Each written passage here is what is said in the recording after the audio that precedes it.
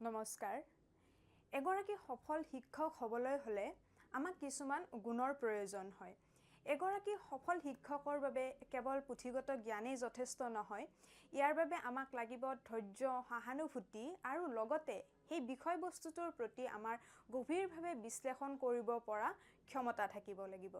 আমাৰ লক্ষ্য কেৱল পাঠদানতে সীমাবদ্ধ নহয় বৰঞ্চ জ্ঞান আহৰণৰ জৰিয়তে আমি কেনেদৰে এখন সুস্থ সমাজ গঢ়ি তুলিব পাৰো লগতে আমি সমাজখনক আগুৱাই নিব পাৰো সেইটো হৈছে আমাৰ প্ৰধান লক্ষ্য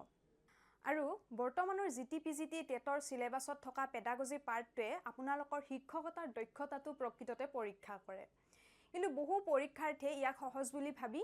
বহু সময়ত ভুল কৰে কিন্তু পৰীক্ষাত অহা সেই এপ্লিকেশন বেসড প্ৰশ্নবোৰে তেওঁলোকক সমস্যাত পেলোৱা দেখা যায় আৰু ইয়াৰ প্ৰধান কাৰণেই হ'ল আমি বিষয়টো ওপৰে পঢ়ো আৰু ইয়াৰ অন্তৰ্নিহিত অৰ্থটো আমি ভালদৰে বুজি নাপাওঁ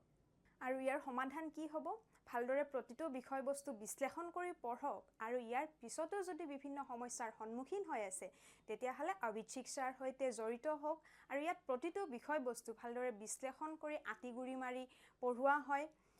লগতে এতিয়াই সাজু হওক আৰু এগৰাকী সফল শিক্ষক হোৱাৰ যাত্ৰাত এখোজ আগুৱাই যাওক ধন্যবাদ